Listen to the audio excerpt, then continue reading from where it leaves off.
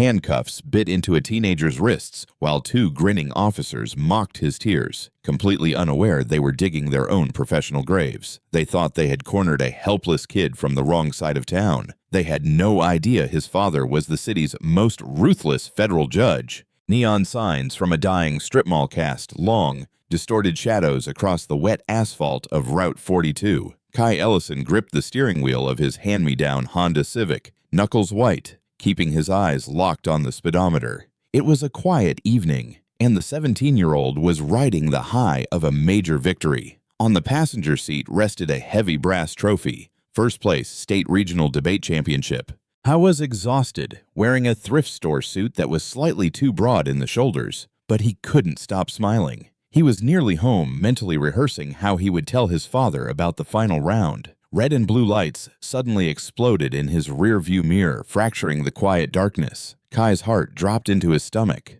The smile vanished. He immediately eased off the accelerator, flicked on his turn signal, and pulled smoothly onto the gravel shoulder. He shifted the car into park, turned off the engine, rolled down his window, and placed both hands flat on the top of the steering wheel at 10 and 2. It was a drill his father had rehearsed with him countless times. No sudden movements. Speak clearly. Survive the encounter. Two car doors slammed shut behind him. Heavy boots crunched against the gravel. Officer Rex Harlan approached the driver's side, his hand resting casually on the butt of his service weapon. Harlan was a longtime veteran of the Oak Creek Police Department, a man whose thick neck and permanent scowl were well known in the city's poorer districts. Approaching the passenger side was Officer Colt Brennan, a rookie barely out of the academy, eager to please and easily molded by his senior partner's aggressive tactics. Harlan shone a blinding maglite directly into Kai's eyes. "License, registration, and proof of insurance," Harlan barked, his voice dripping with unwarranted hostility.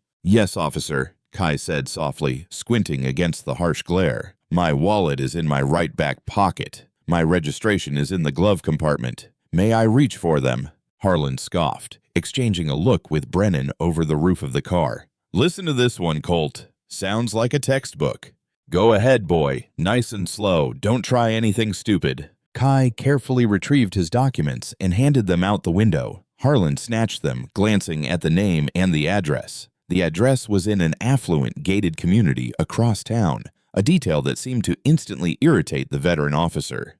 "Kai Ellison," Harlan read aloud, mispronouncing the first name intentionally. "You're a long way from home, Kai. Whose car is this? Because a kid like you sure doesn't live in Whispering Pines."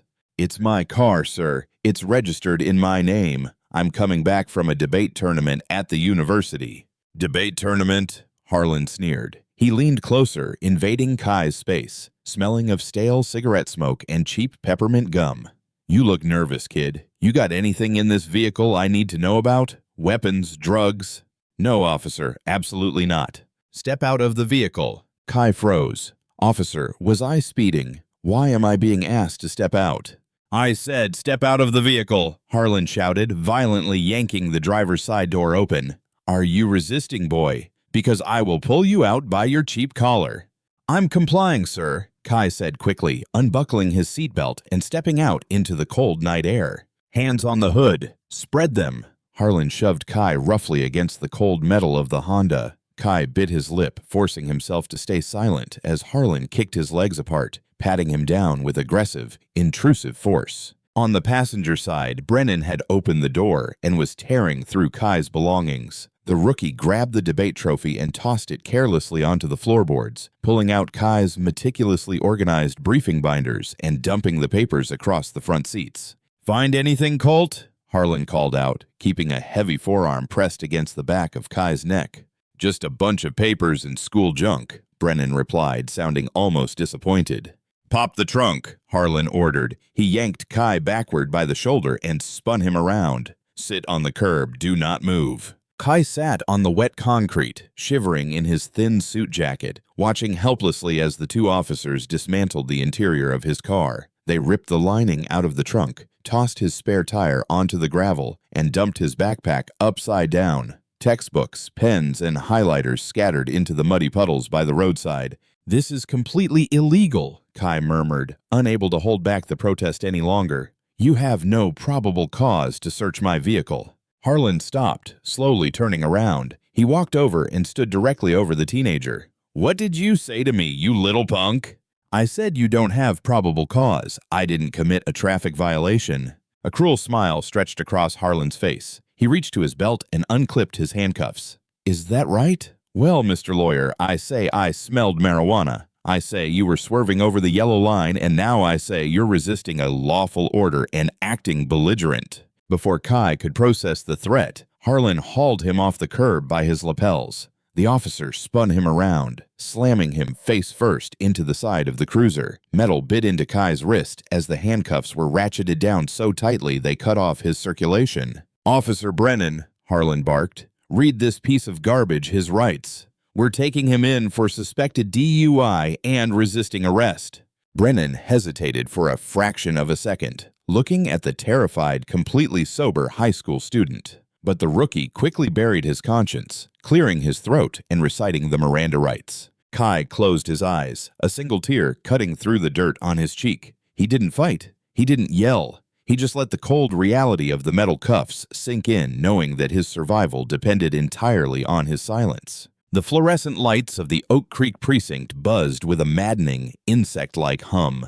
The station smelled of bleach, stale sweat, and cheap, burnt coffee. Kai was dragged through the double doors by his bicep, his wrists aching terribly, his suit jacket now torn at the shoulder seam.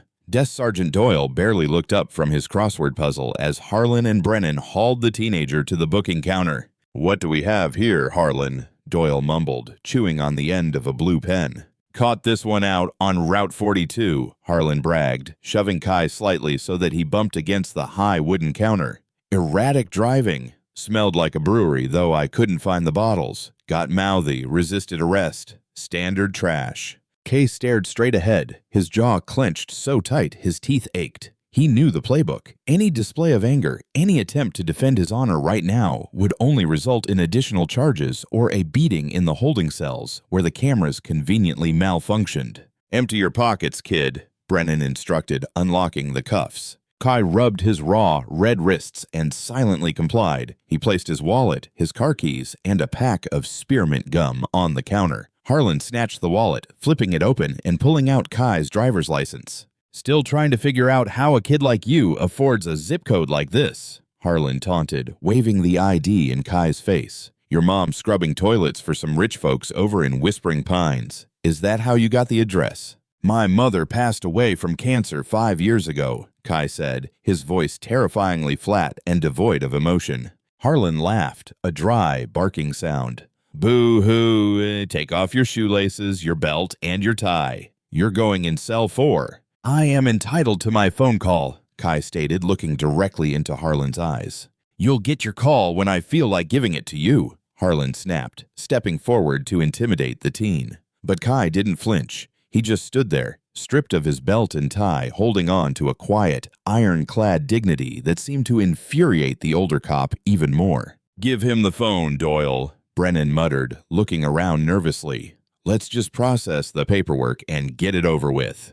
Harlan rolled his eyes, grabbed a heavy black receiver from the wall-mounted rotary phone, and shoved it at Kai's chest. "Make it quick. Go ahead. Call your daddy. Tell him you're a criminal." Kai dialed a number from memory. He didn't dial a cell phone. He dialed a direct restricted landline. Miles away in the heart of the city's downtown judicial district, the Honorable Silas Ellison was sitting in his cavernous, mahogany-paneled chambers. At 52 years old, Silas Ellison was a towering figure in the legal world. Appointed to the federal bench years earlier, he was famously known in the press as the Iron Gavel. He was brilliant, uncompromising, and absolutely terrifying to corrupt prosecutors and lazy defense attorneys alike. He had just finished presiding over a grueling emergency injunction regarding a civil rights dispute. Silas was exhausted. He was still wearing his heavy black judicial robe, the silk rustling slightly as he reached for the glass of scotch on his desk.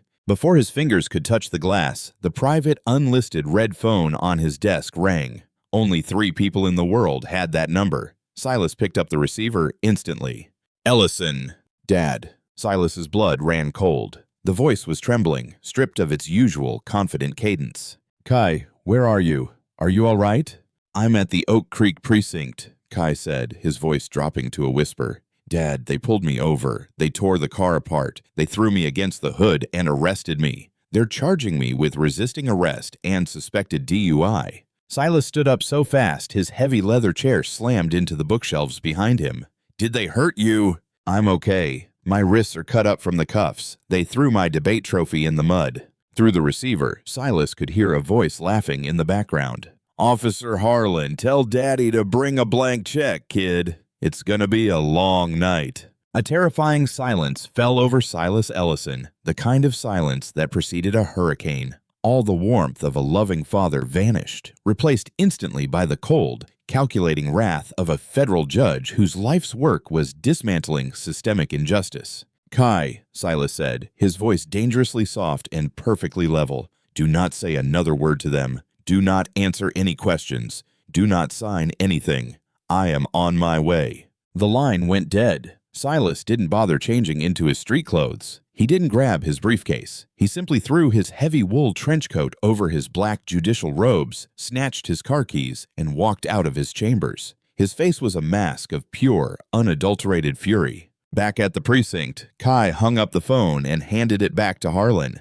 Well, Harlan sneered, leaning against the booking counter with a smug grin. Is Daddy coming to bail his little thug out, or was he too drunk to answer? Kai looked at the two officers, a strange, quiet calm settling over him. The fear was gone. He's on his way, Kai said quietly, walking himself over to the holding cell and sitting down on the metal bench. And you should probably call your union representative.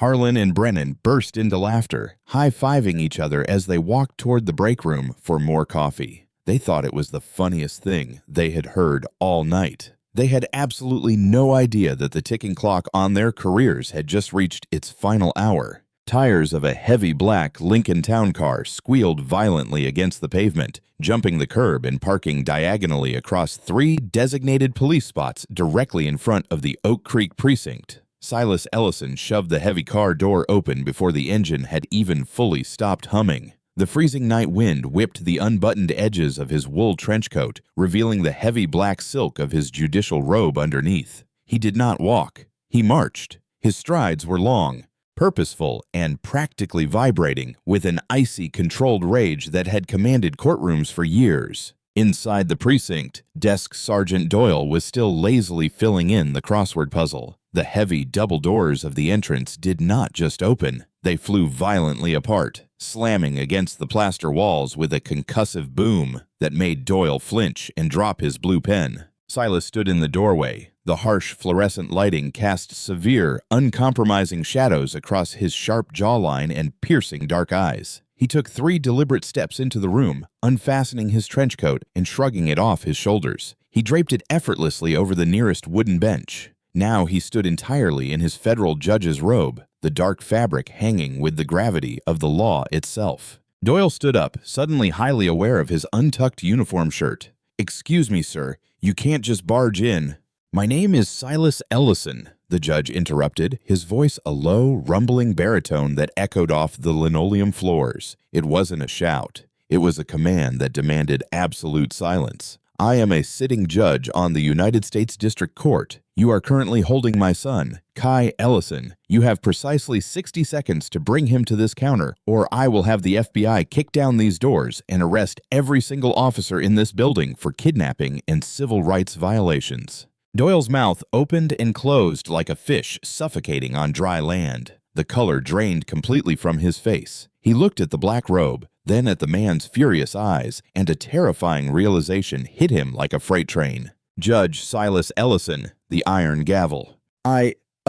Judge Ellison, Your Honor, Doyle stammered, his hands shaking as he hovered over his computer keyboard. "I didn't process the arrest, sir. Officers Harlan and Brennan brought him in. They said—" "I care exceptionally little about what they said," Silas stated, stepping directly up to the booking counter and leaning over it, his presence swallowing the space. "Where is my son?" Before Doyle could hit the intercom, the door to the break room swung open. Officer Rex Harlan strutted out, a styrofoam cup of coffee in his hand, chuckling at a joke Officer Colt Brennan had just made behind him.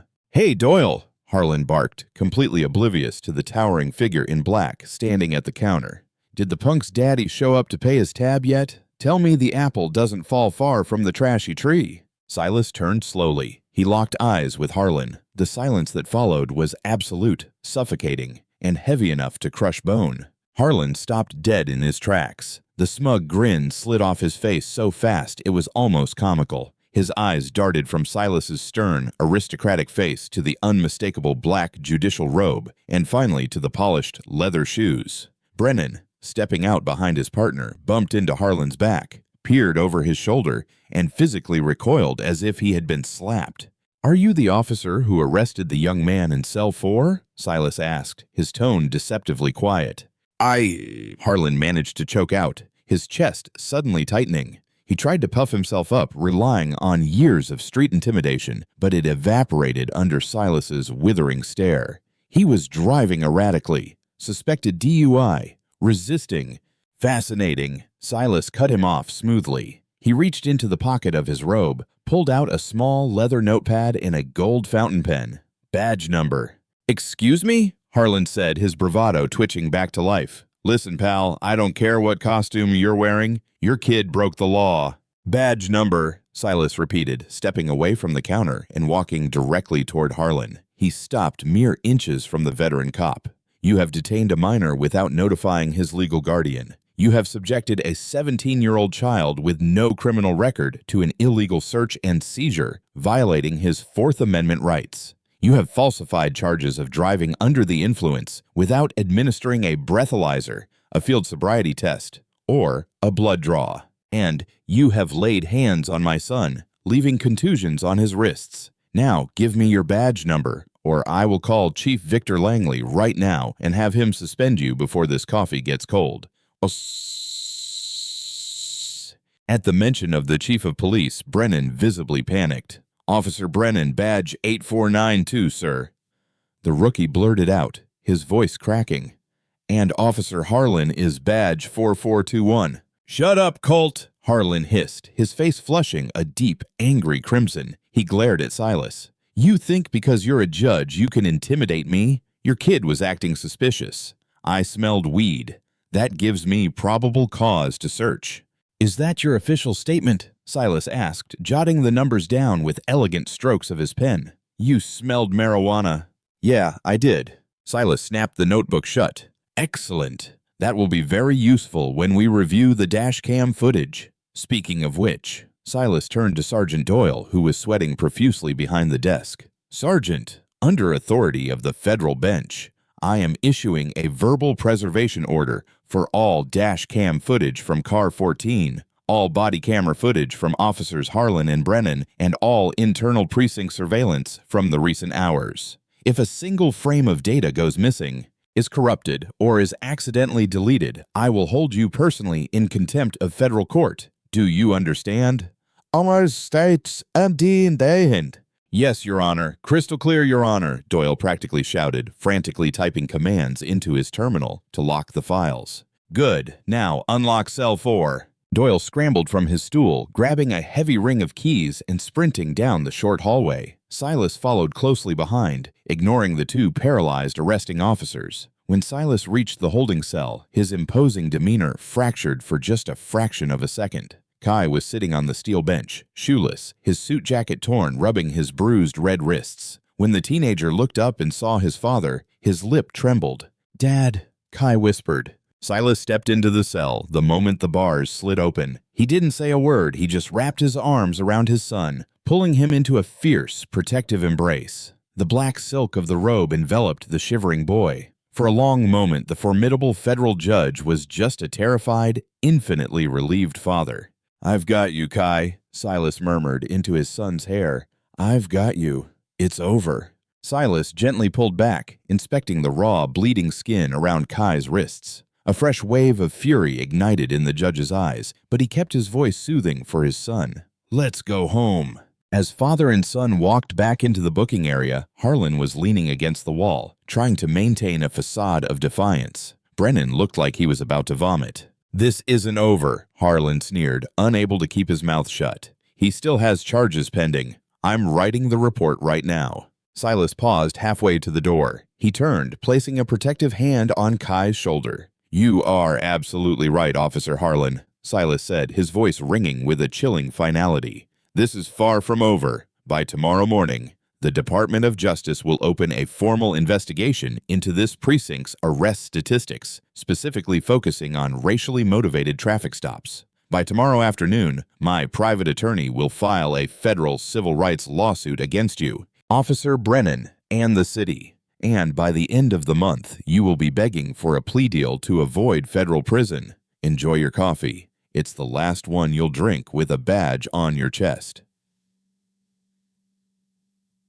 Silas pushed the double doors open, guiding Kai out into the cold night air, leaving a suffocating silence in their wake. The fallout was biblical. Silas Ellison did not make empty threats. By the following morning, Chief of Police Victor Langley was standing in Silas's downtown chambers, profusely apologizing and sweating through his uniform. But apologies meant nothing to a father who had seen his son treated like an animal. The twist that truly nailed the coffin shut on Harlan's career didn't even come from the police dash cam, which conveniently experienced a glitch regarding its audio recording. It came from Kai's car.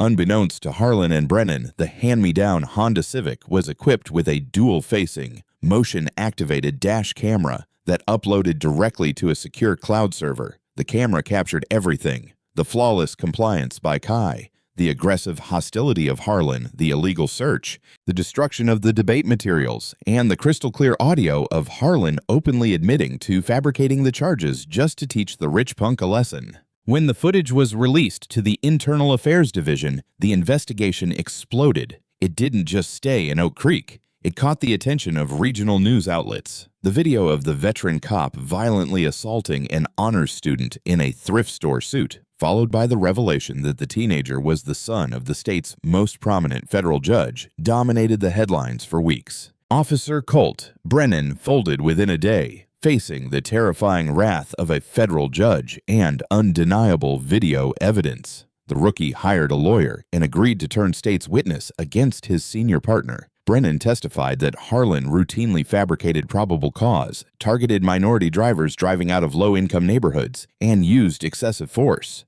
Brennan confessed that he had been too terrified of Harlan's influence in the police union to speak up earlier. Because of his cooperation, Brennan avoided jail time, but the karma was absolute. He was dishonorably discharged from the force, stripped of his certifications, and permanently blacklisted from ever working in law enforcement, security, or public service again. He ended up taking a minimum wage job, working the night shift at a warehouse, entirely stripped of the authority he had so carelessly abused. For Rex Harlan, the hammer of justice swung with devastating, unparalleled force. The police union abandoned him the second the cloud footage went public. The Fraternal Order wanted nothing to do with a man who had practically handed a federal judge the ammunition to audit their entire department. Harlan was immediately suspended without pay, then formally terminated shortly afterward. But losing his badge was only the beginning. The district attorney, feeling the immense pressure from the federal bench and the public outcry, brought the absolute maximum charges against the disgraced officer. Harlan was indicted for official misconduct, aggravated assault, filing a false police report, and deprivation of civil rights under color of law. During the trial, Harlan sat at the defense table, a shrunken, bitter man. He wore a cheap gray suit, ironically similar to the one Kai had worn on the night of the arrest. When it was time for victim impact statements, Silas did not speak. He sat in the front row of the gallery, his face an impenetrable mask, watching as his son took the stand. Kai Ellison, holding the confidence of a state regional debate champion, looked directly at the man who had terrified him in the dark. "You didn't see me that night," Kai told the silent courtroom, his voice steady and echoing clearly off the wood-paneled walls. "You saw a stereotype. You saw someone you thought had no voice, no power, and no recourse. You thought you could strip me of my dignity in the dirt on the side of Route 42, but my dignity doesn't come from your permission, and justice doesn't bend to your prejudice."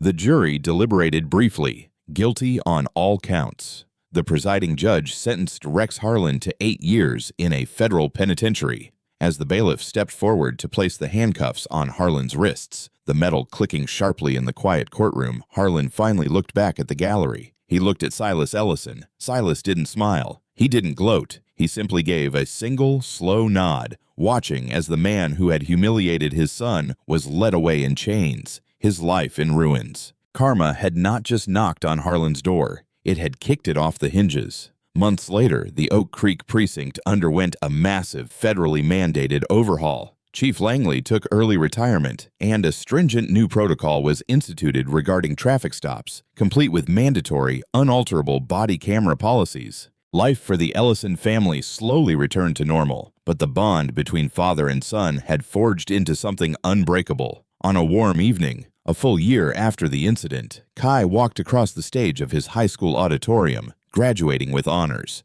As he accepted his diploma, he looked out into the crowd. Sitting in the front row, wearing a tailored suit instead of a black robe, Silas Ellison clapped the loudest, his eyes shining with pride. They had faced the darkness of abuse and corruption, and they had won, not just with power, but with the undeniable, blazing light of the truth. If this story of absolute karma and the fierce protection of a father sent chills down your spine, don't keep it to yourself. Hit that like button. Subscribe to the channel for more incredible real-life stories of justice served, and share this video with someone who needs a reminder that the truth always comes to light. Leave a comment below.